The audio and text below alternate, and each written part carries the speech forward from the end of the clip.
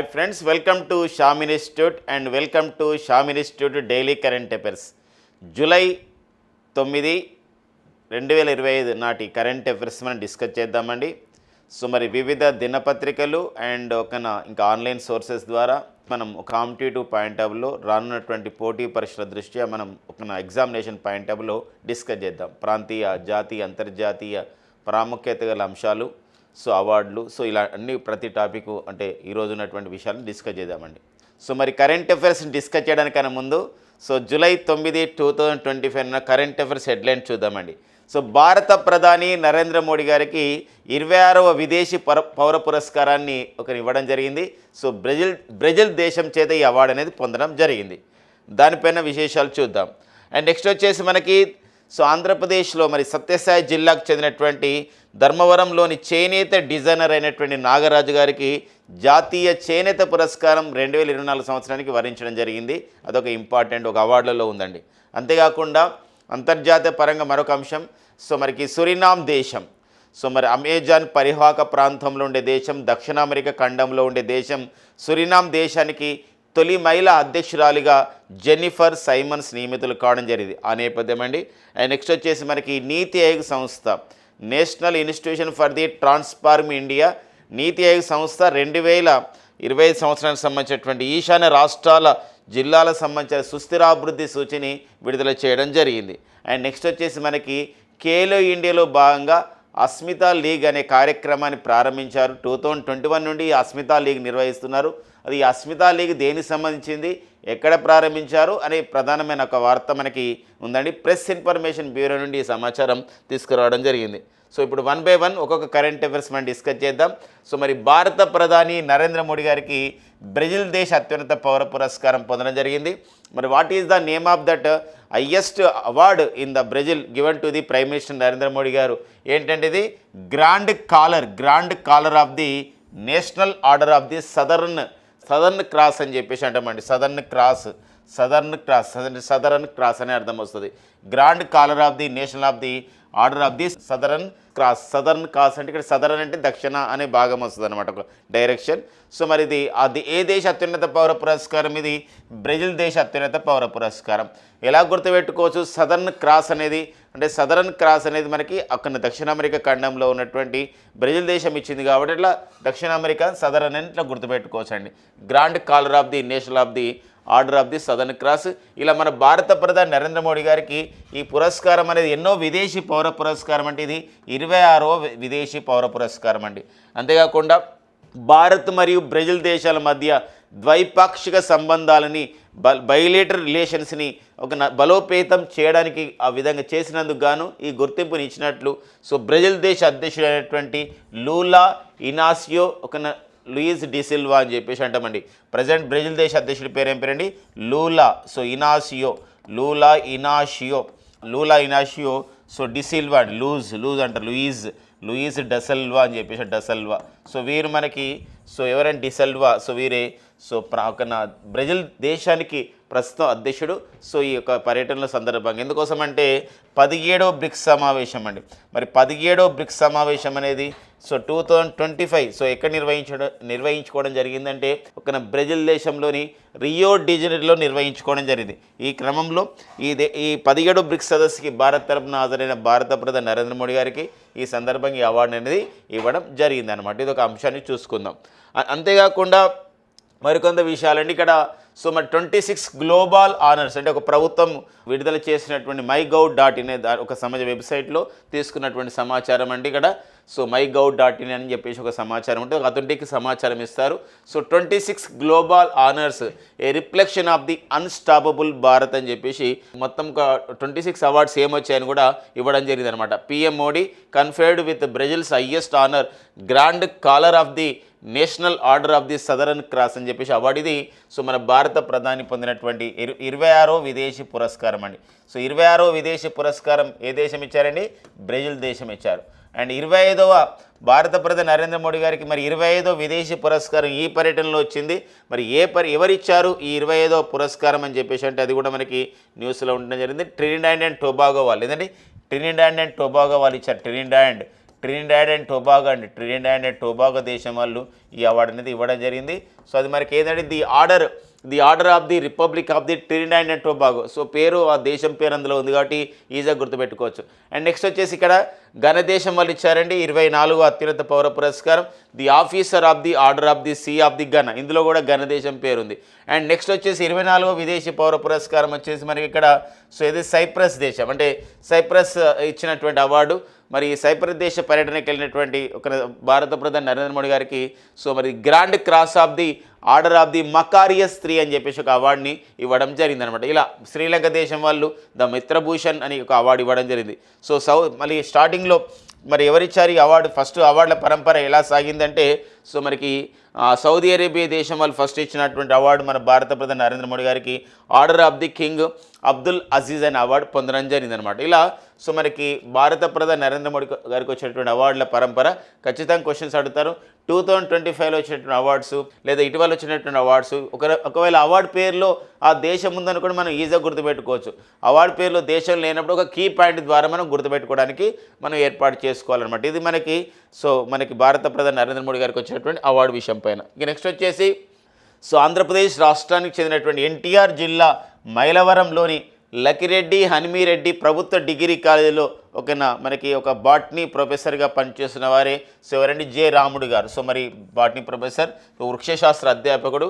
So వీరు పరిశోధనలు చేశారు. కొన్ని పరిశోధనలకి 3 ప్రభుత్వం పేటెంట్స్ అనేది ఇవ్వడం జరిగిందనమాట. అంటే ఒక ఇంటెలెక్చువల్ ప్రాపర్టీ రైట్స్లో భాగంగా పేటెంట్స్ అనేది ఇస్తూ ఉంటారు. తద్వారా పేటెంట్ రావడం ద్వారా ఆ సంబంధించినటువంటి వస్తువుని ఏమన్నా కమర్షియల్గా ఉత్పత్తి చేస్తే రాయల్టీ అనేది రావడం జరుగుతుంది అనమాట. అలాంటిది సో మరి ఎవరికి ఇచ్చారంటే ఇక్కడ ఏం చేశారు మరి జె రాముడు గారు మన వృక్షశాస్త్ర అధ్యాపకుడు గారు మన సార్ ఏం చేశారంటే సో గోరెంటాక్లో లాసోన్ అనే రంగు పదార్థాన్ని తీసుకొని యూరియాలోని ఉన్నటువంటి ప్రోటీన్ల పైన అధ్యయనం చేయడం జరిగింది. అంతేకాకుండా చెరుకు పిప్పండి, మనం చెరుకు రసం తీసుకున్న తర్వాత ఈ చెరుకు పిప్పిని సో కీటక నివారణగా ఉపయోగించడం జరిగింది. అలాంటి ఒక పరిశోధన సక్సెస్ఫుల్ కావడం జరిగింది. అంతేకాకుండా కైటనేజ్ అనే ఒక ఎంజైమ్ ద్వారా ఈ కైటనేజ్ అనే ఎంజైమ్ తీసుకొని షాంపూ తయారులో వాడుకోవడం జరిగింది అనమాట. ఈ షాంపూ పెట్టుకోవడం ద్వారా సో మరి దురద కానివ్వండి లేకపోతే ఇలాంటి ఈ యొక్క సంబంధించిన వెంట్రుకల ఆరోగ్య రీత్యా సంబంధించిన కైటనేజ్ అనే ఎంజైమ్ అనేది ఉపయోగపడుతుందని చెప్పేసి మొత్తం కూడా ఈ మూడు పరిశోధనలకి పేటెంట్ అనేది రావడం జరిగింది. ఎవరికండి? సో మనకి ఎవరండి? అధ్యాపకుడైనటువంటి మన జె రాముడు గారికి అనమాట. ఇది మనకు సైన్స్ అండ్ టెక్నికల్ అప్డేట్స్గా మనం చూసుకోవాల్సిన అవసరం ఉందన్నమాట. ఓకేనా, నెక్స్ట్ చూద్దామండి. ఇక విశాఖలో జీసీసీ అంటే గ్లోబల్ కేపబిలిటీ సెంటర్స్ అని చెప్పేసి అంటాం. Capability so global capability centres అని చెప్పేసి అంటాం. మరి గ్లోబల్ కేపబిలిటీ సెంటర్స్ని ఒక ఇన్నోవేషన్ క్యాంపస్ని ఏర్పాటు చేస్తున్నారు. అంటే ప్రపంచవ్యాప్తంగా 100కు పైగా కంపెనీలు విశాఖపట్నం కేంద్రంగా రావాలి. తద్వారా చాలామందికి ఉపాధి వస్తుంది. తద్వారా ఐటీ సెక్టర్ డెవలప్ అవుతుంది. మనం ఏదైతే అమరావతిలో ఒక క్వాంటమ్ వ్యాలీ నిర్మిస్తున్నామో ఈ మధ్య కాలంలోనే అమరావతి క్వాంటమ్ డిక్లరేషన్ కూడా రావడం జరిగింది. ఒక 6 నెలల కాలంలోనే సాంకేతికత అభివృద్ధి చేసుకోవాలి, ఒక వ్యాలీ నిర్మించాలి. ఇలాంటి వాటికి ఖచ్చితంగా సాంకేతిక నిపుణులు అవసరం. అలాంటప్పుడు ఒక ఇన్ఫ్రాస్ట్రక్చర్ మౌలిక సదుపాయాల కల్పన కావాలనే ఒక ప్రధానమైన ఉద్దేశంతో మరి గ్లోబల్ కేపబిలిటీ సెంటర్ని ఎక్కడ ఏర్పాటు చేయబోతారంటే విశాఖలో ఏర్పాటు చేస్తున్నారు. ఈ క్రమంలో బెంగళూరులో పర్యటనలో మరి ఆంధ్రప్రదేశ్ రాష్ట్ర ఐటీ పరిశ్రమల శాఖ మంత్రి నారా లోకేష్ గారు అండ్ ఐటీ పరిశ్రమలతో పాటుగా వారు విద్యాశాఖ కూడా నిర్వహిస్తున్నారు. సో వారు అక్కడికి వెళ్ళడం జరిగింది. ఆ క్రమంలో మరి విశాఖలో గ్లోబల్ కేపబిలిటీ సెంటర్స్ జీసీసీని ఏర్పాటు చేసే విషయంలో వివిధ సంస్థలతో ఒప్పందాలు అనేది జరిగినాయి అన్నమాట. త్వరలోనే అక్కడ గ్లోబల్ కేపబిలిటీ సెంటర్ని ఏర్పాటు చేస్తున్నారు. ఈవెన్ గూగుల్ లాంటి సంస్థ కూడా ఇక్కడ ఏర్పాటు చేస్తుంది అనే విషయం. ఈ మధ్య కాలంలోనే విశాఖపట్నంలో కాగ్నిజెంట్ అనే అమెరికా కేంద్రంగా పనిచేస్తున్నటువంటి కాగ్నిజెంట్ అనే సంస్థ కూడా త్వరలోనే మేము కార్యకలాపాలు ప్రారంభిస్తామని చెప్పడం జరిగింది. అంతేకాకుండా విశాఖపట్నంలో ఒక ఏఐ హబ్ని ఆర్టిఫిషియల్ ఇంటెలిజెన్స్ ఏఐ హబ్ని ఏర్పాటు చేస్తాము. దీంతో పాటుగా అమరావతిలో కూడా ఏర్పాటు చేస్తామని చెప్పేసి గతంలో ప్రకటించడం జరిగిందనమాట. ఇలాంటి నేపథ్యంలో విశాఖలో జీసీసీ ఇన్నోవేషన్ క్యాంపస్ అనేది ఇంపార్టెంట్ అండి. కాబట్టి ఇటీవల కాలంలో విశాఖలో ఈ ఆంధ్రప్రదేశ్ రాష్ట్రంలో ఏ నగరంలో ఒక జీసీసీ గ్లోబల్ కెపబిలిటీ సెంటర్ని ఏర్పాటు చేస్తున్నారంటే విశాఖపట్నం. అంతేకాకుండా విశాఖపట్నం, అమరావతితో పాటుగా కర్నూలు, తర్వాత కాకినాడ లాంటి ప్రాంతాల్లో కూడా మళ్ళీ ఇలాంటి సంబంధించిన పరిశ్రమలు ఏర్పాటు చేయాలి, ఇన్నోవేషన్ క్యాంపస్ని ఏర్పాటు చేయాలని కూడా ప్రతిపాదిస్తారు అనమాట. ఒకరండి. ఇది మనకి విశాఖలో జీసీసీ ఇన్నోవేషన్ క్యాంపస్ని ఏర్పాటు చేసే విషయంలో తీసుకున్న నిర్ణయం. ఇది ఒక ప్రాంతీయ అంశంగా చూసుకుంటాం. అండ్ నెక్స్ట్ వచ్చేసి ఒక అంతర్జాతీయ విషయం అంటే ఒక జాతీయ విషయం అంటే ఒకటి పర్యావరణానికి సంబంధించింది కూడా మనకి ఫారెస్ట్ రిజర్వ్ యాక్ట్ అనేది ఒకటి ఉందండి మనకి. మరి ఫారెస్ట్ రిజర్వ్ యాక్ట్ ప్రకారం ఏంటంటే ఈ రిజర్వ్ అంటే అటవీ భూములలో అటవీ భూముల్లో ఏదన్నా సంబంధించిన పాఠశాలను నిర్మించాలన్నా, అంగన్వాడీలు నిర్మించాలన్నా, రహదారులు నిర్మించాలన్నా అటవీ భూముల్లో గిరిజన శాఖ కూడా అనుమతి అవసరం. అంటే ministry of the forest and environment అంటే కేంద్ర అటవీ పర్యావరణ శాఖ అనుమతులు ఇస్తుంది, కానీ దానికన్నా ముందు గిరిజన శాఖ కూడా ఆమోదం తెలియాల్సిన అవసరం ఉంటుంది. ఇలాంటప్పుడు ఏంటంటే కేంద్ర గిరిజన శాఖ వ్యవహారాల శాఖ ఏమనుందంటే ప్రతిసారి ఈ యొక్క అటవీ భూముల్లో బడుల నిర్మాణానికి కానివ్వండి, లేకపోతే అంగన్వాడీల నిర్మాణానికి కానివ్వండి, రహదారుల నిర్మాణానికి మా యొక్క అనుమతి ఏం అవసరం లేదు, మీరు డైరెక్ట్గా అనుమతి ఇవ్వచ్చు అని చెప్పేసి ఇవ్వడం జరిగింది. తద్వారా ఏమవుతుందంటే ఆ సంబంధించిన బడుల నిర్మాణం కానీ, అంగన్వాడీల నిర్మాణం కానీ, రహదారుల నిర్మాణానికి డైరెక్ట్గా గిరిజన శాఖ ప్రమేయం లేకుండానే అటవీ పర్యావరణ మంత్రిత్వ శాఖని అనుమతులు ఇస్తుంది అనమాట. అది ఒక నిర్ణయం జరిగింది. ఇది మనకి అటవీ హక్కుల చట్టం అంటే ఇక్కడ అటవీ హక్కులు అంటే ఫారెస్ట్ రైట్స్ యాక్ట్ అని చెప్పేసి అంటాం, రిజర్వ్స్ కాదండి, ఫారెస్ట్ రైట్స్ యాక్ట్. ఈ ఫారెస్ట్ రైట్స్ యాక్ట్ ద్వారా ఫారెస్ట్ రైట్స్ యాక్ట్ 2006 ద్వారా అందులో సెక్షన్ 3 క్లాస్ 2లో ఉన్నటువంటి అంశాన్ని ఇక్కడ ప్రకటించడం జరిగింది. ఎలాంటి ఇబ్బంది లేదు. ప్రతిసారి కూడా కేంద్ర గిరిజన వ్యవహారాల మంత్రిత్వ శాఖ యొక్క అనుమతి ఏం అవసరం లేదు అడవులలో. ఎందుకోసం అటవీ అనేది ఇక్కడ గిరిజనులు ఉంటారు కాబట్టి గిరిజన మంత్రిత్వ శాఖ కూడా అనుమతి ఇవ్వాల్సిన అవసరం ఉంటుంది. కాబట్టి అలాంటి అనుమతి అవసరం లేదు, మీరే డైరెక్ట్గా అనుమతి ఇచ్చేసేయండి, మాకు ఎలాంటి అభ్యంతరం ఉండదు, పాఠశాలలు కానివ్వండి, అంగన్వాడీలు కానీ, రహదారులు ఏమైనా ఏర్పాటు చేసుకోవాలంటే మీరు అనుమతి ఇవ్వండి అని చెప్పేసి కేంద్ర అటవీ పర్యావరణ శాఖకు సూచించడం జరిగింది. ఇది ఇంపార్టెంట్గా ఒక పర్యావరణం, ఒక జాతీయ అంశంగా వీటిని చూసుకోవాల్సినటువంటి అవసరం అనేది ఉందన్నమాట. ఓకేనండి. ఇలాంటి క్రమంలో కేంద్ర గిరిజన వ్యవహారాల శాఖ మంత్రి అంటారండి. మరి ప్రజెంట్ కేంద్ర గిరిజన వ్యవహారాల శాఖ మంత్రిగా ఎవరున్నారంటే ఇక్కడ జ్యుయల్ ఓరామ్ అండి. ఎవరండి? జ్యుయల్ ఓరామ్ అనేవారు కేంద్ర గిరిజన శాఖ మంత్రిగా ఉన్నారు. అండ్ నెక్స్ట్ వచ్చేసి వాట్ అబౌట్ ది కేంద్ర అటవీ పర్యావరణ శాఖ మంత్రి ఎవరు? ఒకసారి కామెంట్ చేసే ప్రయత్నం చేయండి. The president union forest and environment climate change minister. ప్రస్తుత కేంద్ర అటవీ పర్యావరణ శాఖ మంత్రిగా ఎవరు పనిచేస్తున్నారు? ఇదండి. ఓకేనా. నెక్స్ట్ చూద్దామండి. ఇక నెక్స్ట్ వచ్చేసి మనకి జాతీయ చేనేత అవార్డులు. నిన్న కూడా మనం డిస్కస్ చేసుకున్నాం. తెలంగాణకు చెందిన ఇద్దరికి జాతీయ చేనేత అవార్డులు అనేది రావడం జరిగింది అనమాట. ఇలాంటి క్రమంలో మరి ధర్మవరం చేనేత అంటే సత్యసాయి జిల్లా మరి ధర్మవరం చేనేత డిజైనర్ అయినటువంటి నాగరాజు, జూజూరు నాగరాజుకి ఈ డిజైన్ డెవలప్మెంట్ విభాగంలో జాతీయ చేనేత పురస్కారం అనేది ఇవ్వడం జరిగింది. మరి జాతీయ చేనేత పురస్కారాన్ని వచ్చే నెల August 7, 2025 జాతీయ చేనేత దినోత్సవం రోజున దీన్ని ప్రదానం చేయబోతున్నారు. ఆ నేపథ్యాన్ని కూడా మనం గుర్తుపెట్టుకోవాల్సిన అవసరం ఉంటుందండి. మరి జాతీయ చేనేత దినోత్సవానికి జాతీయ చేనేత దినోత్సవం సందర్భంగా ఇంతవరకు ఎంతమంది తెలుగు వారికి మరి 2024 సంవత్సరానికి గాను జాతీయ చేనేత పురస్కారం అనేది రావడం జరిగిందంటే ముగ్గురు అని చెప్పేసి గుర్తుపెట్టుకోండి. ఒకరు వచ్చేసి మనకి ఎవరండి ఇక్కడ మనకి జూజూరు నాగరాజు గారికి అవార్డు అనేది రావడం జరిగిందనమాట. మరి 2024 సంవత్సరానికి ప్రకటించినటువంటి జాతీయ చేనేత అవార్డులలో మొత్తము మన జూజూరు నాగరాజుతో గారితో కలుపుకొని మొత్తం ముగ్గురు తెలుగు వారికి అవార్డు వచ్చినట్లయింది. మరి గజం నర్మద మరి మార్కెటింగ్ విభాగంలో గజం నర్మద గారికి అండ్ గూడ పవన్ గారు గూడ పవన్ గారు యువ చేనేత విభాగంలో వీరికి ఇద్దరికి రావడం జరిగింది. వీరిద్దరు కూడా నల్గొండ జిల్లా తెలంగాణలోని నల్గొండ జిల్లా సంస్థాన్ నారాయణపురం పుట్టపాక ప్రాంతానికి చెందినవారు. నిన్న కూడా మనం డిస్కస్ చేసుకోవడం జరిగిందండి. ఎవరు ఈ అవార్డు ప్రకటించడం జరిగిందంటే కేంద్ర చేనేత మరియు మరి చేనేత అండ్ జౌళి శాఖ వాళ్ళు దీన్ని ప్రకటించడం జరిగింది. ప్రజెంట్ కేంద్ర చేనేత మరి జౌళి శాఖ మంత్రి ఎవరు అని చెప్పేసి అంటే the president union textile and handloom minister వచ్చేసి ఎవరండి? గిరిరాజ్ సింగ్ వారు ఈ అవార్డుని ఇవ్వబోతున్నారు. రాష్ట్రపతి ద్రౌపది ముర్ము చేతుల మీదుగా ఈ అవార్డు అనేది ప్రదానం చేయబోతున్నారు. August 7, 2025 జాతీయ చేనేత దినోత్సవం సందర్భంగా. ఒక క్లియర్ కట్ సమాచారం అండి. ఓకేనా. నెక్స్ట్ చూద్దాం. ఇక నెక్స్ట్ వచ్చేసి మనకి June 25, 2025 మనకి యాక్సియం 4 మిషన్లు ఎందుకంటే ఎగ్జామ్ 4 మిషన్లో మరి ఐఎస్ఎస్ ఇంటర్నేషనల్ స్పేస్ స్టేషన్కి బయలుదేరడం జరిగింది మన భారతీయుడు శుభాన్ శుక్లతో పాటు పెగ్గీ విడ్సన్ అండ్ టీబర్ కపు అండ్ స్లోవెంజీ అని చెప్పేసి 4 వ్యోమగాములు అంతరిక్ష నావికులకు వెళ్ళారు. మరి జూన్ 26, 2025 సో వీరు అంతరిక్షంలోకి సక్సెస్ఫుల్గా వెళ్ళడం జరిగింది. ఈ క్రమంలో జూన్ 28, 2025 భారత ప్రధాని నరేంద్ర మోడీ గారితో మరి అంతరిక్షం నుండి మాట్లాడడం జరిగింది శుభాన్ శుక్ల. తర్వాత క్రమంలో తిరువనంతపురం అండ్ లక్నోకు చెందినటువంటి విద్యార్థులతో కూడా ప్రసంగించడం జరిగింది, ముచ్చటించడం జరిగింది అంతరిక్ష కేంద్రం నుండి మన శుభాన్ శుక్ల. తర్వాత క్రమంలో ఇటీవల కాలంలో మన ఇస్రో చైర్మన్ అయినటువంటి డాక్టర్ వి నారాయణన్ గారితో కూడా సో అంతరిక్ష విషయాలతో ముచ్చటించడం జరిగింది సో మన శుభాన్ శుక్ల. ఇలాంటి క్రమంలో మరి నిన్ననే షిల్లాంగ్లో ఉన్నటువంటి ఒక సంస్థ ఉందండి, మరి షిల్లాంగ్లో ఒక సంస్థ ఉంది, north east space application centre అంటాం. ఈ నార్త్ ఈస్ట్ స్పేస్ అప్లికేషన్ సెంటర్లో సో మరి మేఘాలయ మరియు అస్సాంలో ఉన్నటువంటి 7 పాఠశాల విద్యార్థులు రావడం జరిగింది.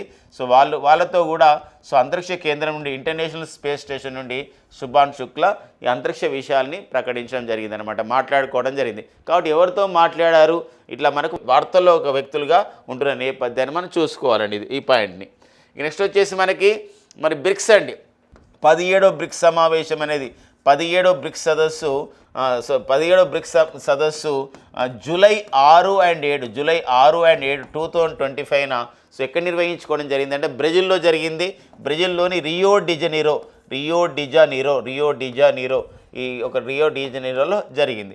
సో మరి ఇలాంటి నేపథ్యంలో బ్రిక్స్లో మరి 10 దేశాలు సభ్య దేశాలు ఉన్నాయి. మరి 10వ సభ్య దేశంగా ఇండోనేషియా కూడా జాయిన్ కావడం జరిగింది.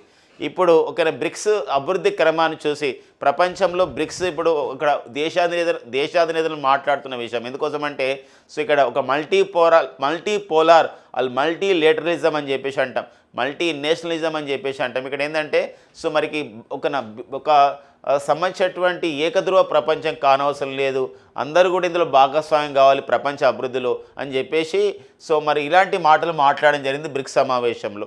అంతేకాకుండా ఇలాంటి ఒక బ్రిక్స్ ఎదుగుదల చూసినటువంటి సో డొనాల్డ్ ట్రంప్ గారు గతం నుండి కూడా బ్రిక్స్లో ఉంటే 10% సుంకం విధిస్తామని చెప్పేసి ఒక సంచలనాత్మక సమాచారం ఒక స్టేట్మెంట్ ఇవ్వడం జరిగింది. ఎందుకోసమంటే ఇక్కడ శ్వేత సౌధం అంటే వాషింగ్టన్లోని వైట్ హౌస్లో 6వ క్యాబినెట్ సమావేశం జరిగింది. ఈ డొనాల్డ్ ట్రంప్ నేతృత్వంలో అమెరికా 47 అధ్యక్షుడైన వారి నేతృత్వంలో అలాంటప్పుడు ఒక నిర్ణయం తీసుకున్నారు. ఏంటంటే సో బ్రిక్స్లో ఎవరైతే సభ్య దేశాలు ఉంటారో వాళ్ళకి మేము 10% సుంకం విధిస్తుంది మా అమెరికా అని ప్రకటించడం జరిగింది. అంటే దీన్ని బట్టి బ్రిక్స్ అనేది ఎదుగుతున్న నేపథ్యం ఉంది. బ్రిక్స్ వాళ్ళు ఆలోచిస్తున్నారు ఏంటంటే డాలర్కు ప్రత్యామ్నాయంగా రావాలని, ఆ విషయం తెలుసుకోవడం జరిగింది. ఎవరైతే డాలర్కు ప్రత్యామ్నాయంగా మీకు ఆలోచన ఉండొచ్చు, కానీ మేమైతే డాలర్కు ప్రత్యామ్నాయంగా ఆల్టర్నేటివ్గా ఏది ఉండదు ప్రపంచంలో, మేము దాని ఆ ఉనికిని మేము పోగొట్టుకోలేమని చెప్పేసి కూడా డొనాల్డ్ ట్రంప్ అంటున్నటువంటి పరిస్థితి. ఇలాంటి నేపథ్యంలో సో మరి బ్రెజిల్ అధ్యక్షుడైనటువంటి లూలా ఇనాషియో డిసిల్వా గారు ఒక మాట అన్నారు, ఏంటంటే ప్రపంచానికి ఒక చక్రవర్తి అవసరం లేదు అని చెప్పేసి ఒక మాట అనడం జరిగింది అనమాట. ఇలాంటి నేపథ్యంలో ఈ యొక్క సంబంధించినటువంటి దానికి మరింత ప్రాధాన్యత సంకరించింది. మరి బ్రిక్స్ అయితే మనకి ఇక్కడ బ్రిక్స్లో 10 సభ్య దేశాలు కావడం జరిగింది. నెక్స్ట్ మనకు 18వ బ్రిక్స్ సమావేశం 2026లో మన భారత్ నిర్వహిస్తుంది. మన భారత ప్రధాని నరేంద్ర మోడీ గారు కూడా సో బ్రిక్స్ను మరింతగా విస్తృతపరుస్తాము, అది 2026 బ్రిక్స్ సమావేశంలో ప్రపంచానికి మరింత మార్గనిర్దేశం చేసే విషయంగా ఆలోచిస్తాం. గ్లోబల్ సౌత్ అంటే దక్షిణార్ధ గోళంలో ఎవరైతే నిర్లక్ష్యం చేస్తున్నారో ఆ నిర్లక్ష్యాన్ని వ్యతిరేకంగా మేము దక్షిణార్ధ దేశాలతో కలుపుకొని ముందుకెళ్తామని ఒక ప్రకటన మరింతగా మనకు వార్తల్లో ఉందండి. సో ఖచ్చితంగా మనకు రాబోయే పోటీ పరీక్షల్లో దీనిపైన మనకు అడిగే అవకాశం ఉందన్నమాట. నెక్స్ట్ చూద్దామండి. ఇక నెక్స్ట్ వచ్చేసి ఫోర్బ్స్ ప్రపంచ బిలియనీర్ల జాబితా విడుదల చేయడం జరిగిందండి. ఫోర్బ్స్ సంస్థ సో మరి ప్రపంచంలో బిలియనీర్ల జాబితా, ధనవంతుల జాబితా విడుదల చేస్తే 2025లో ఇప్పటివరకు అయితే బిలియనీర్ల సంఖ్య ప్రపంచవ్యాప్తంగా 3028 మందికి చేరడం జరిగిందనమాట. ఇందులో టాప్ 5లో ఎవరున్నారు? సో ఒక టాప్ 5లో ఎవరున్నారంటే ఇక్కడ చూడండి, ఎలన్ మాస్క్ ఒక టెస్లా అండ్ స్పేస్ ఎక్స్ సంస్థకు చెందినటువంటి యజమాని మరి ఎలన్ మాస్క్ ఉన్నారు. అండ్ ఇటీవల కాలంలో అమెరికా పార్టీ పేరుతో కూడా ఒక పార్టీ ప్రారంభించారు. వీరు ఒక బిలియనీర్ల జాబితాలో మొదటి స్థానంలో ఉండడం జరిగింది. రెండవ స్థానంలో లారీ ఎలిసన్ ఒరాకిల్ కంపెనీకి చెందినవారు, మార్క్ జుకర్బర్గ్ ఫేస్బుక్కి చెందినవారు, అండ్ అమెజాన్ సంస్థ వ్యవస్థాపకుడు జెఫ్ బోజెస్ అండి. జెఫ్ బోజెస్ ఇతను ఈ జెఫ్ బోజెస్ బ్లూ ఆరిజిన్ అని చెప్పేసి ఒక సంస్థను కూడా స్టార్ట్ చేశాడు, అది స్పేస్ ఎక్స్ సంస్థ. అండ్ నెక్స్ట్ వచ్చేసి ఎల్విఎంహెచ్ అనే సంస్థకు చెందినటువంటి బెర్నార్డ్ ఆర్నాల్డ్ కూడా ఈ యొక్క మొదటి 5 స్థానాలు నిలిచినటువంటి వ్యక్తులుగా ఉన్నారనమాట. ఎప్పుడు టాప్ 10లలో బిల్ గేట్స్ ఉండేవాడు, ఈసారి బిల్ గేట్స్ టాప్ 10 నుండి రావడం జరిగిందనమాట. వివిధ సంస్థలకి దాతృత్వం చేయడం ద్వారా తను 10వ స్థానానికి తర్వాత రావడం జరిగింది. సో టాప్ 10లో మాత్రం నిలవలేదు ఎవరండి, బిల్ గేట్స్. ఆ విషయం గమనించి ఈ టాప్ 5 మిలియనర్స్ని మనం గుర్తుపెట్టుకోవాలి. నివేదిక ఎవరిచ్చారు, నివేదికలో బిలియనీర్లు ఎంతమంది ఉన్నారు, ఈసారి ఎంతమందికి వచ్చారు, టాప్ 5లో ఎంతమంది నిలిచారు, ఈ పాయింట్ మనం చూసుకోవాలండి. ఐపీఎల్ అండి. సో మరి ఎంతో ప్రతిష్టాత్మకంగా జరుగుతుంది ఐపీఎల్, ఇండియన్ ప్రీమియర్ లీగ్. 2008లో స్టార్ట్ అయినటువంటి ఐపీఎల్ సో మరి 2025 వరకు 18 సీజన్లు పూర్తి చేసుకుంది. ఇలాంటి క్రమంలో మరి 2025లో ఐపీఎల్ 18వ సీజన్ విజేతగా రాయల్ ఛాలెంజర్స్ బెంగళూరు కూడా నిలిచిందనమాట. ఇలాంటి క్రమంలో ఐపీఎల్లో అత్యంత విలువైనటువంటి ఫ్రాంచైజీగా ఆర్సీబీ నిలవడం జరిగింది. అంటే ఆర్సీబీ యొక్క ఆటగాళ్ళ వాల్యూ కానివ్వండి, ఆర్సీకి వచ్చినటువంటి ఆదాయం ఇవన్నీ చూసుకున్నట్లయితే ఇక్కడ సో గతంలో మరి చెన్నై సూపర్ కింగ్స్ ఇవన్నీ ఉండేది. మరి ఇప్పుడైతే ఔలిహన్ లోకి అనే ఒక సంస్థ అండి, ఇది ఒక ఇన్వెస్ట్మెంట్ బ్యాంక్. ఇది ఔలిహన్ లోకి ఒక ఇన్వెస్ట్మెంట్ బ్యాంక్ వాళ్ళు ఈ నివేదిక ఇచ్చారు. ఐపీఎల్లో అత్యంత విలువైన ఫ్రాంచైజీ ఏదంటే ఆర్సీబీ తర్వాత ఎంఐ అంటే ముంబై ఇండియన్స్, అండ్ 3వ స్థానంలో ఏదండి చెన్నై సూపర్ కింగ్ నిలవడం జరిగింది. అత్యంత విలువైనటువంటి జట్లు అనమాట. అండ్ నెక్స్ట్ వచ్చేసి ఐపీఎల్ వాణిజ్యం అనేది ఈ సంవత్సరానికి గత సంవత్సరంతో పోలిస్తే అంటే 2024తో పోలిస్తే 2025కి ఒక 12% ఆదాయం పెరిగింది. కమర్షియల్గా ఐపీఎల్ యొక్క వాణిజ్యం అనేది 1,57,716 కోట్లకు చేరింది. సో ఆ రేటు చూడండి ఎంత ఐపీఎల్ అనేది ఏ స్థాయికి వెళ్ళింది. ఐపీఎల్ మార్కెట్ వాల్యూ అంటే దాదాపు కొందరు అనుకుంటారు ఒక 10,000, 15,000 కోట్లు, 15,000 కోట్లు, 20,000 కోట్లు, 50,000 కోట్లు కాదండి, 1,57,716 కోట్లకు చేరింది ఐపీఎల్ ఒక సంబంధించినటువంటి సో వ్యాపారం అనమాట, వాణిజ్యం అనమాట. కాబట్టి ఈ నేపథ్యం చూసుకోవాలి. ఈ నివేదిక ఏంటి, నివేదికను ఎవరిచ్చారు, నివేదికలోని అంశాలు మనకి ఇంపార్టెంట్గా మనకు ఉంటాయి అనమాట. ఇది క్రీడలు అండ్ నివేదికలు రెండింటిలో కూడా ఇంపార్టెంట్ అండి. ఇక నెక్స్ట్ వచ్చేసి మనకి సో ఒక అంతర్జాతీయ విమానయాన సంస్థ అండి, అంతర్జాతీయ విమానయాన సంస్థ. సో మరి ఏవియేషన్ కౌన్సిల్ ఆఫ్ ది ఒక ఇంటర్నేషనల్ అని చెప్పేసి అంటాం, ACI, aviation council of the international, అంతర్జాతీయ విమానయాన మండలి. వీళ్ళు ఒక రిపోర్ట్ ఇచ్చారు ఈ 2024కి. ఏమని నివేదిక అంటే ప్రపంచంలో రద్దీ అత్యంత ఎక్కువగా ఉన్న 20 విమానాశ్రయాల జాబితా, top 20 busiest airports in 2024 list అనమాట. ప్రపంచంలో రద్దీ అత్యంత ఎక్కువగా ఉన్న 20 విమానాశ్రయాల జాబితా 2024లో మరి ప్రయాణికుల రద్దీలో ఢిల్లీకి 9వ స్థానం లభించింది అన్నమాట. టాప్ 10లో లభించింది. టాప్ 10 పైన ఉండేది, 10+ ఉండేది, బట్ 10 లోపు వచ్చింది అనమాట. అందుకోసమే ఇది ఇంపార్టెంట్. మరి ప్రయాణికులతో అత్యంత రద్దీ ఉన్న విమానాశ్రయం ఏదంటే సో మనకి అట్లాంటా విమానాశ్రయం అమెరికాలో ఉందండి. ఒక సంవత్సర కాలంలో 10.80 కోట్లు అంటే 10,80,00,000 మంది, 10,80,00,000 మంది అక్కడ ప్రయాణించడం జరిగిందనమాట. అండ్ నెక్స్ట్ రెండవది వచ్చేసి దుబాయ్, అండ్ మూడవది వచ్చేసి డాల్లాస్ అండ్ పోర్ట్ వర్త్లో ఉన్నటువంటి సో అమెరికాలో ఉన్నటువంటి ఒక విమానాశ్రయం. అండ్ నెక్స్ట్ వచ్చేసి జపాన్ ఎనాడాలో ఉన్నటువంటి విమానాశ్రయం. 5వ స్థానం నిలిచింది ఏంటంటే లండన్ హిత్రూ విమానాశ్రయం, లండన్ అనమాట. ఇలా మన దేశంలో అయితే ఢిల్లీకి ఎన్నో స్థానం అంటే ఢిల్లీ విమానాశ్రయానికి 9వ స్థానం లభించడం జరిగిందనమాట. అలాంటి నేపథ్యం ఓకేనండి. మరి విమానాశ్రయాల గురించి మాట్లాడుతున్నప్పుడు మన భారతదేశంలో చూసినట్లయితే విమానయాన రంగాన్ని అభివృద్ధి చేసే క్రమంలో సామాన్యుడు కూడా విమానాన్ని అందజేసే విషయంలో విమానాశ్రయాలలో అంటే ఎయిర్పోర్ట్స్లలో మౌలిక సదుపాయాలు ఇవన్నీ అభివృద్ధి చేసుకునే క్రమంలో పౌర విమానయానాన్ని సామాన్యుడికి అందించే విషయంలో మనకి ఒక కార్యక్రమం వచ్చిందండి. ఆ కార్యక్రమం పేరు వచ్చేసింది ఉడాన్ ఆర్సీఎస్, ఉడే దేశ్ కా ఆమ్ నాగరిక్ అనే కార్యక్రమం. అలాంటి నేపథ్యం చూసుకోనండి. మరి కేంద్ర పౌర విమానయాన శాఖ మంత్రి the president union civil aviation minister వచ్చేసి కింజారపు రామ్మోహన్ నాయుడు గారు ప్రజెంట్ కేంద్ర పౌర విమానయాన శాఖ మంత్రిగా పనిచేస్తున్నారు అనమాట. నెక్స్ట్ చూద్దామండి.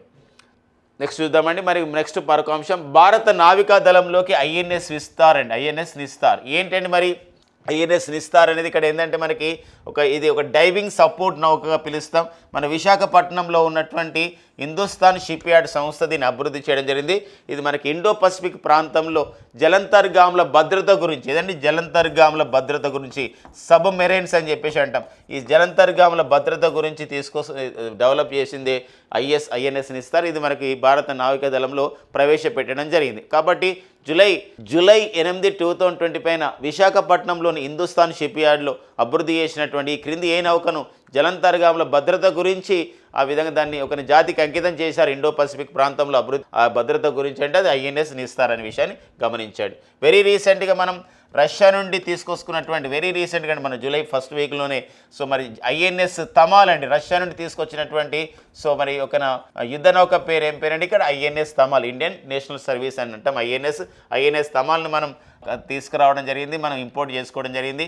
ఐఎన్ఎస్ తమాల్ ఇది ఏ తరగతికి చెందినటువంటి నౌక అంటే తుషిల్ అనే విభాగానికి చెందినటువంటి తుషిల్ అనే తరగతికి చెందినటువంటి నౌకగా మనం గమనించాల్సిన అవసరం ఉంది. వెరీ వెరీ ఇంపార్టెంట్ విషయాలండి ఇవన్నీ కూడా.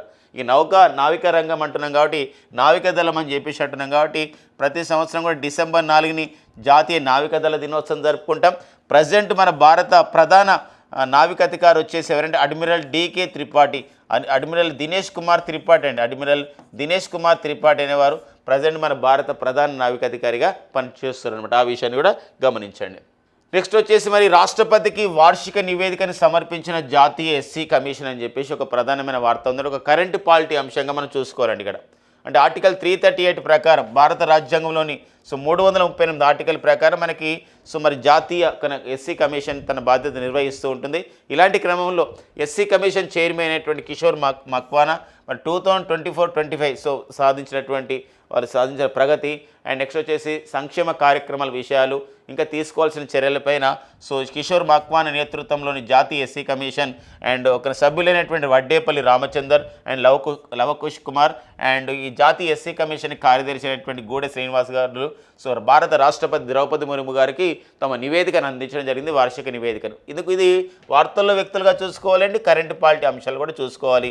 ఒక్కోసారి మనకు అడిగే అవకాశం అయితే మనకు ఉంటుంది అనమాట. ఇందులో ఒక విషయం ఉందండి, ఈ యొక్క ఎస్సీ కమిషన్లో జాతీయ ఎస్సీ కమిషన్లో చైర్మన్గా పనిచేస్తున్నటువంటి వడ్డేపల్లి రామచంద్ర గారు తెలంగాణకు చెందినవారు అన్నమాట. తెలంగాణకు చెందినవారు, ఆ విషయం గమనించాలి. ఓకేనండి. ఇలా ఎస్సీ కమిషన్ నివేదికను కానివ్వండి, ఎస్టీ కమిషన్ నివేదిక కానివ్వండి, లేదా బీసీ కమిషన్ నివేదికలు కానివ్వండి మనకి ఇచ్చినప్పుడు అది దానిపైన ఇన్ఫర్మేషన్ చూసుకుంటే మనకు ఒకసారి రీకాల్ అయినట్టు అవుతుందన్నమాట. నెక్స్ట్ చూద్దామండి. అస్మితా లీగ్ అండి, మనకి ప్రెస్ ఇన్ఫర్మేషన్ బ్యూరో వాళ్ళు కవర్ చేసిన ఈ న్యూస్ని పిఏబి న్యూస్. ఎందుకోసం అంటే ఇటీవల కాలంలో కొన్ని కాంపిటేటివ్ ఎగ్జామ్లు మనం చూసినట్లయితే ప్రెస్ ఇన్ఫర్మేషన్ నుండి చాలా మనకు పాయింట్స్ సేకరిస్తున్నారు. మన పేపర్ సెటర్స్ కూడా దానిపైనే దృష్టి పెట్టి అలాగే ఇస్తున్న నేపథ్యం ఉంది. మరి పిఏబిని కూడా మనం వదలకూడదు, అది ఏ కాంపిటేటివ్ ఎగ్జామ్ అయినా వచ్చే అవకాశం ఉంటుంది. ఇంకోటి ఏంటంటే ప్రెస్ ఇన్ఫర్మేషన్ బ్యూరోలో ఇచ్చిన సమాచారం అనేది చాలా కన్ఫర్మేషన్గా ఉంటుంది, చాలా ఒక స్టాండర్డ్ సమాచారంగా మనం చెప్పుకోవచ్చు అనమాట. అలాంటప్పుడు దాన్ని మనం చదవాల్సిన అవసరం ఉంటుంది. ఖచ్చితంగా మన షామిష్డ్ ద్వారా ఇచ్చే కరెంట్ అఫైర్స్లో ప్రతి అంశం కూడా కాంపిటేటివ్ ఉపయోగపడే ప్రతి అంశం కొంచెం లెంతీగా ఉన్న తక్కువ ఉన్న ఖచ్చితంగా ఒక సింప్లిఫైడ్ చేసి మీకు అందించే ఒక బాధ్యత మేము తీసుకున్నాం. ఖచ్చితంగా మన శ్యామ్ సార్ నేతృత్వంలో మరింతగా ఒక మంచి కన్ఫర్మేషన్ని మంచి ఎగ్జామినేషన్ ఓరియంటేషన్లో మంచి డైరెక్షన్లో ఇచ్చే ప్రయత్నం చేస్తున్నాం. ఇలాంటప్పుడు మన ప్రెస్ ఇన్ఫర్మేషన్ బ్యూరో అండి, ప్రెస్ ఇన్ఫర్మేషన్ బ్యూరోలో ఇచ్చిన సమాచారం అస్మితా లీగ్ అని చెప్పేసి అంటాం. అస్మితా లీగ్ ఏంటి? అస్మితా లీగ్ అనేది ఏంది అంటే ఇక్కడ మనకు ఒకటి 2021లో ఈ సంబంధించినటువంటి ఈ లీగ్ను ప్రారంభించారు. ఖేలో ఇండియాలో భాగంగా అంటే మన భారతదేశంలో క్రీడలను అభివృద్ధి చేసుకోవడానికి 2018లో ఖేలో ఇండియా కార్యక్రమాన్ని ప్రారంభించారు. ఖేలో ఇండియాలో భాగంగా మళ్ళీ 2021లో అస్మితా లీగ్ను ప్రారంభించారు. ఈ అస్మితా లీగ్ యొక్క ప్రధానమైన ఉద్దేశం ఏంటంటే మహిళా క్రీడాకారులకి ప్రోత్సాహం చేయాలి, మహిళా క్రీడాకారులకు కూడా మరింతగా ప్రోత్సాహం చేయాలనేది ప్రధానమైన ఉద్దేశం అండి.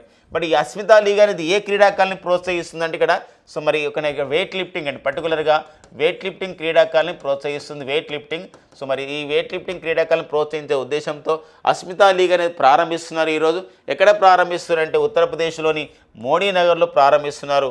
అంతేకాకుండా ఈ అస్మితా లీగ్ కార్యక్రమానికి మీరాబాయి చాను అంటే మనకి వెయిట్ లిఫ్టింగ్ క్రీడాకారిణి మీరాబాయి చాను గతంలో వీరు ఒలింపిక్ పథకం కూడా సాధించడం జరిగింది మీరాబాయి చాను. అంతేకాకుండా కేంద్ర క్రీడల శాఖ మంత్రి అయినటువంటి మన్సుఖ్ మాండవీయ అండి, కేంద్ర క్రీడల శాఖ మంత్రి మన్సుఖ్ మాండవీయ కూడా మాండవీయ గారు కూడా హాజరవుతున్నారు అన్నమాట. ఇది అంటే నేపథ్యం. మరి అస్మిత అంటే ఒక అబ్రివేషన్ ఉందండి. అస్మిత అంటే ఇక్కడ achieving sports mile stone by inspiring women. చూడండి ఏంటి ఇక్కడ అస్మిత అచీవింగ్, ఏంటి అచీవింగ్ చేయాలి, సాధించాలి, స్పోర్ట్స్ మైల్ స్టోన్ సాధించాలి, బై ఇన్స్పైరింగ్ ద ఉమెన్ అని చెప్పేసి ఒక అబ్రివేషన్ అనేది ఇవ్వడం జరిగింది. వెరీ వెరీ ఇంపార్టెంట్ సంబంధించిన విషయం అండి, స్పోర్ట్స్ అప్డేట్లలో గుర్తుపెట్టుకోవాలి. న్యూ డెవలప్మెంట్ బ్యాంక్ అండి, ఒక new development bank Brazil, Russia, India, China, south Africa ఈ సంబంధించిన కూటమి పోర్టలేజర్ డిక్లరేషన్ ద్వారా, పోర్టలేజర్ డిక్లరేషన్ గుర్తుపెట్టుకోండి, పోర్టలేజర్ డిక్లరేషన్ ద్వారా ఏర్పాటు చేయబడ్డ సంస్థ ఏదంటాడు? ఫ్రెండ్స్ గమనించండి, ఇక్కడ ఎలాంటి మెస్మరైజేషన్ లేదండి, ప్రతి పాయింట్ మనకు వెరీ వెరీ ఇంపార్టెంట్.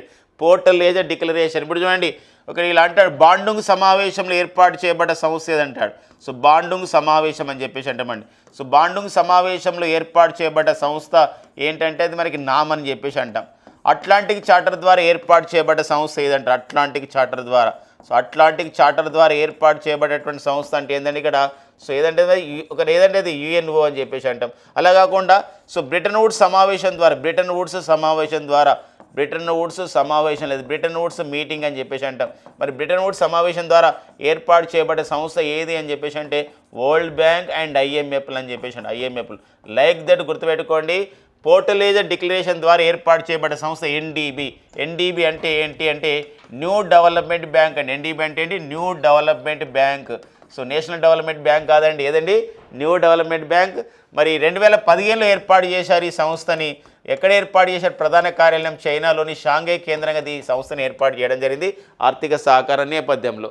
మరి దీనిలో న్యూ డెవలప్మెంట్ బ్యాంకులో మరి బ్రిక్స్ వాళ్ళు ప్రారంభ సభ్య దేశాలు, founding members Brazil, Russia, India, China, south Africa. తర్వాత క్రమంలో బంగ్లాదేశ్, యుఏఈ, ఈజిప్ట్ చేరడం జరిగింది. సో గుర్తుపెట్టుకోండి. అండ్ అల్జీరియా కూడా దేశం చేరింది రీసెంట్గా. అయితే మళ్ళీ ఉరుగ్వే దేశం కూడా చేరుతున్నట్లు ప్రకటించింది, మళ్ళీ కొంచెం మెరుక తగ్గింది. త్వరలో ఇంకా అధికారికంగా మేము చేరుతామని మళ్ళీ ప్రకటించడం జరిగింది. ఇలాంటి క్రమంలో ఇప్పుడు కొలంబియా అండ్ ఉజ్బెకిస్తాన్ దేశాలు కూడా చేరడం జరిగింది. మరి కొలంబియా, ఉజ్బెకిస్తాన్ చేరడంతో సో మొత్తం బ్రిక్స్లోని అంటే న్యూ డెవలప్మెంట్ బ్యాంక్లో సభ్య దేశాల సంఖ్య 11 చేరింది. ఒకవేళ ఉరుగ్వే అధికారికంగా మరింతగా ప్రకటించినట్లయితే సో మనకి అది ఒక 12వ సభ్య దేశంగా అయ్యే అవకాశం ఉంది. గతంలో చేరినట్లు ప్రకటించింది, మళ్ళీ వెనక తగ్గింది అని చెప్పేసి అంటున్నారు. ఇలాంటి నేపథ్యం మనకి సో మరి న్యూ డెవలప్మెంట్ సంబంధించిన బ్యాంకులో కొత్తగా చేరినటువంటి సభ్య దేశాలు 2025లో చేరి అంటే అల్జీరియా చేరింది. కానీ తర్వాత రీసెంట్ నిన్ననే 2 దేశాలు చేరుతున్నట్లు ప్రకటించాయి బ్రిక్స్ సమావేశం తర్వాత, కొలంబియా అండ్ ఉజ్బెకిస్తాన్ దేశాలు అనే విషయం గమనించండి. మరి న్యూ డెవలప్మెంట్ బ్యాంకు 2015 సంవత్సరంలో ఏర్పాటు చేసినప్పుడు 2015 నుండి 2020 వరకు కూడా న్యూ డెవలప్మెంట్ బ్యాంకుకు తొలి అధ్యక్షుడిగా పనిచేశాడు కేవీ కామత్ అండి, మన భారతీయుడు తొలి అధ్యక్షుడు. న్యూ డెవలప్మెంట్ బ్యాంకుకి ప్రస్తుతం మరి అధ్యక్షురాలుగా పనిచేస్తున్నారు ఎవరండి? వారు దిల్మా రౌజప్ న్యూ డెవలప్మెంట్ బ్యాంకుకి ప్రజెంట్ అధ్యక్షురాలు. అండ్ న్యూ డెవలప్మెంట్ బ్యాంక్ అధ్యక్షురాలుగా పనిచేస్తున్న తొలి మహిళ కూడా ఎవరంటే దిల్మా రౌజెఫ్. సో వీరు బ్రెజిల్ దేశానికి చెందినవారు. వీరికి మరో రికార్డు ఉందండి, బ్రెజిల్ దేశానికి అధ్యక్షురాలుగా పనిచేసిన తొలి మహిళ అనమాట. ఎవరండి? దిల్మా రౌజెఫ్. మళ్ళీ ప్రజెంట్ న్యూ డెవలప్మెంట్ బ్యాంకుకి అధ్యక్షురాలుగా పనిచేసిన మహిళ కూడా ఎవరండి? దిల్మా రౌజెఫ్. ఆ నేపథ్యాన్ని కూడా చూసుకోవాల్సిన అవసరం ఉందన్నమాట. నెక్స్ట్ చూద్దామండి. నెక్స్ట్ వచ్చేసి సురినామ్ దేశం అండి. మరి సురినామ్ దేశం మరి దక్షిణ అమెరికా ఖండంలోని దేశం సురినామ్ అండి. దక్షిణ అమెరికా ఖండ దేశం సురినామ్. అమెజాన్ పరివాహక ప్రాంతాల్లో ఉన్నటువంటి దేశం సురినామ్. మరి సురినామ్ దేశానికి తొలి మహిళ అధ్యక్షురాలిగా సో ఎవరు? జెన్నిఫర్ సైమన్స్ నియమితులు కావడం జరిగింది. ఒక 5 రోజులు అంటే జూలై 15, 2025న వారు ప్రమాణ స్వీకారం చేయబోతున్నారు. సో ఈ యొక్క సురినామ్ దేశానికి మరి ఎవరి ప్లేస్లో వస్తున్నారంటే చంద్రికా పర్సాద్ చాన్ సంతోకి స్థానంలో వీరు నియమితులు కావడం జరుగుతుంది. వీరు డెమోక్రటిక్ పార్టీకి చెందినవారు. నేషనల్ డెమోక్రటిక్ పార్టీకి చెందినవారు ఎవరండి? సో అంటే సురినామ్ దేశ తొలి మహిళ అధ్యక్షురాలు. సో మరి సురినామ్ దేశ రాజధాని వచ్చేసి సో పరమరీబో. ఏదండి? పరమరీబో అనేవారు పరమరీబో అనేది సురినామ్ దేశ రాజధాని. ఇంకా నేపథ్యం చూద్దామండి ఇక్కడ. సో జెన్నిఫర్ సైమన్స్ మనం గుర్తుపెట్టుకోవాలి, సురినామ్ దేశ తొలి మహిళ అధ్యక్షురాలు. సురినామ్ దేశం ఎలా వార్తలు ఉంది అంటే సో ఇటీవల కాలంలో WHO చేత, ప్రపంచ ఆరోగ్య సంస్థ చేత మలేరియా రహిత దేశంగా ప్రకటించబడింది. మలేరియా రహిత దేశంగా ప్రకటించబడ్డ దేశం ఏదంటే సురినామ్ దేశం. మలేరియా రహిత దేశంగా ప్రకటించబడ్డ ఎన్నో దేశం సురినామ్ దేశం అంటే 46వ దేశం. మరొక విషయం ఉందండి సురినామ్ గురించి. ఏంటంటే సురినామ్ దేశం గురించి మరొక ఇంపార్టెన్స్ మనకుంది. మలేరియా రహిత దేశంగా ప్రకటించబడ్డ తొలి అమెజాన్ పరివాహక దేశం. బాగా గుర్తుపెట్టుకోండి. ఫ్రీ ఫ్రమ్ ది మలేరియా అంటాం. The 46th country announced by WHO as free from the malaria అంటే that is the Suriname. And ఇంకోటి ఏంటంటే అమెజాన్ పరివాహక ప్రాంతంలో తొలిసారిగా మలేరియా రహిత దేశంగా ప్రకటించబడ్డ దేశం కూడా ఏదండి, సురినామ్ దేశం. ఆ రెండు పాయింట్స్ మనం గుర్తుపెట్టుకోవాలి. అంతేకాకుండా ఇటీవల కాలంలో 2025లో ఈ క్రింది ఏ దక్షిణ అమెరికా ఖండ దేశం ఒక మలేరియా రహిత దేశంగా ప్రకటించబడిందంటే అది కూడా సురినామ్ దేశం అండి. మరొక అంశం ఉంది. లాస్ట్ ఇయర్ మనకి ద్రౌపది ముర్ము గారు సురినామ్ దేశ పర్యటనకి వెళ్ళారు. మరి సురినామ్ దేశ పర్యటనకి వెళ్ళినప్పుడు వారికి ఆ దేశ అత్యున్నతమైన పౌర పురస్కారమైనటువంటి order of the yellow star అండి. Order of the yellow star అని చెప్పేసి అంటాం. ఆర్డర్ ఆఫ్ ది ఎల్లో స్టార్ని సో ఇటీవల భారతదేశ అధ్యక్షురాలైనటువంటి ద్రౌపది ముర్ము గారికి, భారతదేశ రాష్ట్రపతి అయినటువంటి ద్రౌపది ముర్ము గారికి సో మరి ఈ ఏ దేశం order of the yellow star award ఇవ్వడం జరిగిందంటే సురినామ్ దేశం ఇవ్వడం జరిగింది. ఇలా మనకు ప్రతి పాయింట్ మనకి ఇంపార్టెంట్ అండి. మహిళల ప్రాధాన్యత పైన ఇంపార్టెంట్. అండ్ నెక్స్ట్ వచ్చేసి ఇక్కడ WHO పాయింట్ ఆఫ్ వ్యూ కూడా సురినామ్ దేశాన్ని మనం చూసుకోవాల్సిన అవసరం ఉంది. సో ఇక నెక్స్ట్ వచ్చేసి మరొక అంశం అనిక ప్రపంచంలోనే ఒక దేశానికి అధ్యక్షురాలిగా పనిచేసిన తొలి మహిళ ఎవరంటారు? స్టాక్ జీకలు అడిగితే ఈమె ప్రజెంట్ అయితే సురినామ్ దేశానికి అధ్యక్షురాలు, తొలి మహిళ. బట్ ప్రపంచంలో ఒక దేశానికి అధ్యక్షురాలుగా పనిచేసిన తొలి మహిళ వచ్చేసి మనకి అర్జెంటీనా దేశానికి చెందినటువంటి అధ్యక్షురాలు. అంటే ఆమె ప్రపంచంలోనే ఒక దేశానికి అధ్యక్షురాలుగా పనిచేసిన మహిళగా రికార్డు పొందారు. సో మేరియా ఇస్టాబెల్ ప్రెరాన్ అండి. మేరియా ఇస్టాబెల్ ప్రెరాన్ అనేవారు ప్రపంచంలో ఒక దేశానికి అధ్యక్షురాలుగా పనిచేసిన తొలి మహిళ. The first women who worked as a president to a country in the world ఎవరండి? Maria Isabel Peron. The first women who became a prime minister to a country in the world వచ్చేసి ప్రపంచంలో ఒక దేశానికి ప్రధానమంత్రిగా పనిచేసిన తొలి మహిళ ఎవరు అని చెప్పేసి అంటే వారు మనకు శ్రీలంక దేశానికి పనిచేయడం జరిగిందండి. సిరిమావో బండార్ నాయక్. అలా నేపథ్యం కూడా గమనించాల్సిన అవసరం ఉంటుంది. చిన్న వయసులో 34 ఇయర్స్లోనే ప్రపంచంలో ఒక దేశానికి ప్రధానమంత్రిగా పనిచేసిన మహిళ అంటే ఎవరు అని చెప్పేసి అంటే ప్రపంచంలో 34 ఇయర్స్లోనే ఒక దేశానికి ప్రధానమంత్రిగా పనిచేసిన మహిళ సో వారు సనా మారిన్, ఫిన్లాండ్ దేశానికి అనే విషయం గమనించండి. ఇక నెక్స్ట్ వచ్చేసి మరి కొన్ని ముఖ్యమైన దినోత్సవాలు ఉన్నాయండి. సో ఈ మధ్యలో మరి July 7 ప్రపంచ కిష్వాలి దినోత్సవం, July 6 2025 వరల్డ్ జూనోసిస్ డే అని చెప్పేసి ఉంది. July 6 వరల్డ్ జూనోసిస్ డే కొంచెం ఇంపార్టెంట్ మనకి.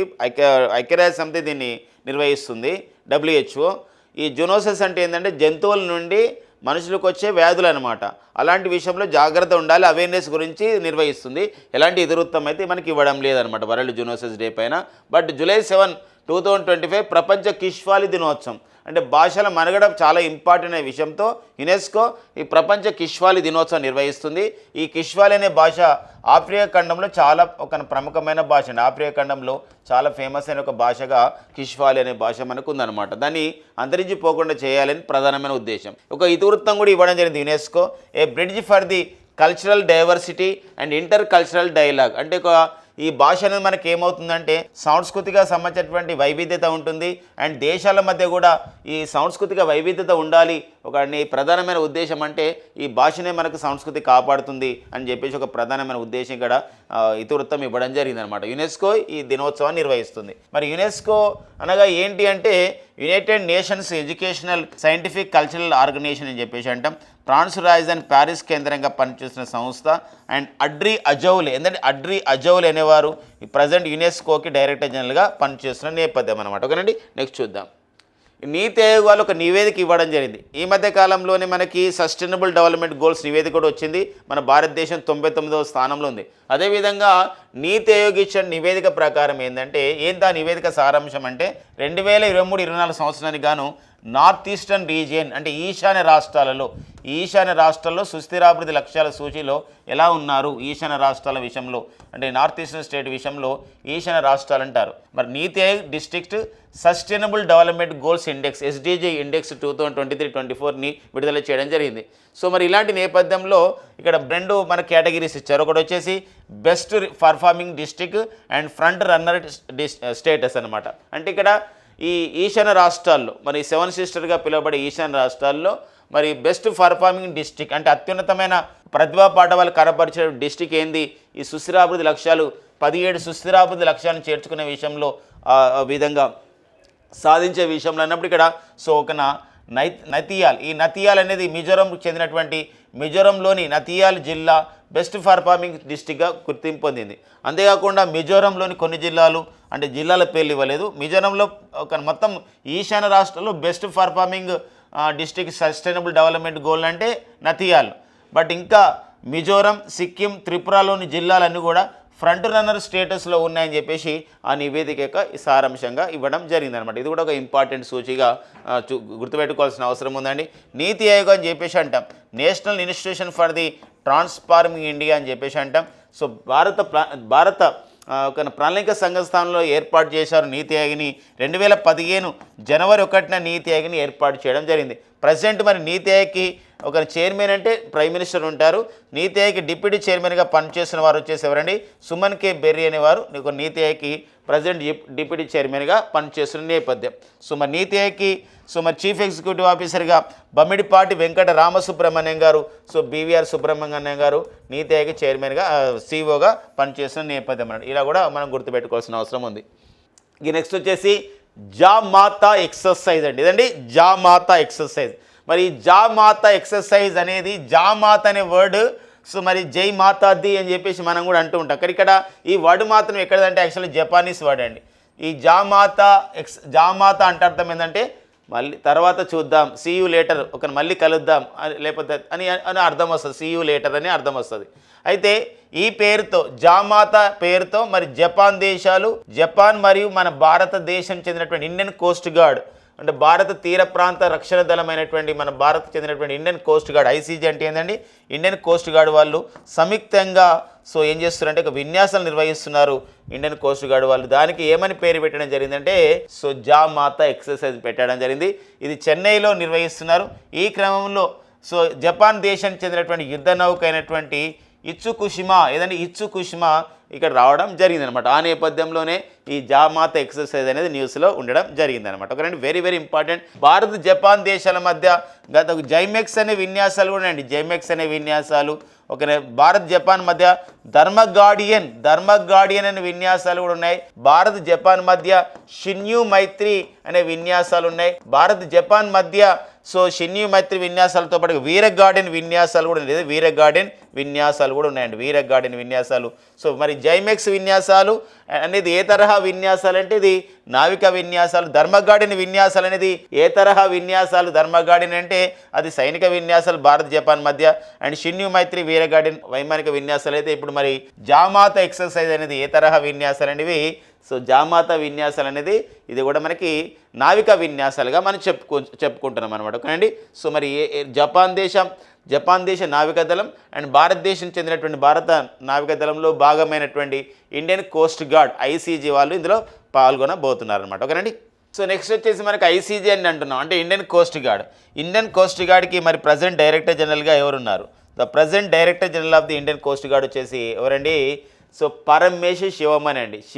ఒక పరమేశ్ శివమణి. సో పరమేశ్ శివమణి సో గుర్తుపెట్టుకోండి. ఇలా మనకి వారు డైరెక్టర్ జనరల్గా పనిచేస్తారు అనమాట. ఓకేనండి. నెక్స్ట్ చూద్దాం. సో మనకి ఈరోజు ఉన్నటువంటి డైలీ కరెంట్ అఫైర్స్ అండి ఇవన్నీ కూడా ఇప్పుడు డిస్కస్ చేసినవి. సో మరి ఇందులో అంటే నిన్న మొన్న జరిగినటువంటి కరెంట్ అఫైర్స్లో ఇంపార్టెంట్ బిట్స్ తీసుకొని పాయింట్స్ రూపంలో Sam institute DNA daily news analysis bullets రూపంలో ఇస్తున్నామండి. అవి ఖచ్చితంగా ఎగ్జామినేషన్ పాయింట్ ఆఫ్లో ఉపయోగపడతాయి. సో మనకి ఇప్పుడు న్యూ డెవలప్మెంట్ బ్యాంక్ న్యూస్లో ఉంది. మరి పోర్టలేజర్ డిక్లరేషన్ ద్వారా ఏర్పాటు చేయబడ్డటువంటి బ్రిక్స్ వాళ్ళు ఏర్పాటు చేసుకున్నటువంటి న్యూ డెవలప్మెంట్ బ్యాంక్ని ఏ ఇయర్లో స్టార్ట్ చేశారు, ఏ ఇయర్లో స్థాపించారంటే 2015 సంవత్సరంలో స్థాపించడం జరిగింది షాంఘై కేంద్రంగా. బ్రిక్స్లో Brazil, Russia, India, China, South ఆఫ్రికాలో 10వ సభ్య దేశంగా చేరిన దేశం ఏదంటే అండి ఇండోనేషియా దేశం చేరింది. అండ్ జాతీయ మహిళా కమిషన్ చైర్పర్సన్గా ఎవరున్నారంటే విజయ్ కిషోర్ రహాత్కర్ ఉండడం జరిగింది. అండ్ నెక్స్ట్ వచ్చేసి మరి ఒక హరిత యూరియాను అంటే గ్రీన్ యూరియా అని చెప్పేసి అంటాం. హరిత యూరియాని అభివృద్ధి చేసినటువంటి స్వీడన్ దేశ సంస్థకి మరి ఫుడ్ ప్లానెట్ ప్రైజ్ 2025 వచ్చింది. ఫుడ్ ప్లానెట్ ప్రైజ్ 2025 ఎవరండి గ్రహీత? ఆ సంస్థ పేరు స్టార్టప్ అయినటువంటి స్వీడన్ సంస్థ నైట్రోకాఫ్ట్. అండ్ నెక్స్ట్ వచ్చేసి సుశీల నారాయణ రెడ్డి ట్రస్ట్ ఇచ్చే విశ్వంబర పురస్కారం 2025 పొందిన వారు అస్సాం భాషకు చెందిన రైటర్ అయినటువంటి నీలం కుమార్ అండి. ఓకేనండి. సో ఫ్రెండ్స్, ఇవ్వండి మనకి జూలై 9, 2025 ఉన్న కరెంట్ అఫైర్స్. సో లైక్ చేయండి, షేర్ చేయండి, సబ్స్క్రైబ్ కూడా చేసుకోండి. Thank you friends and all the best.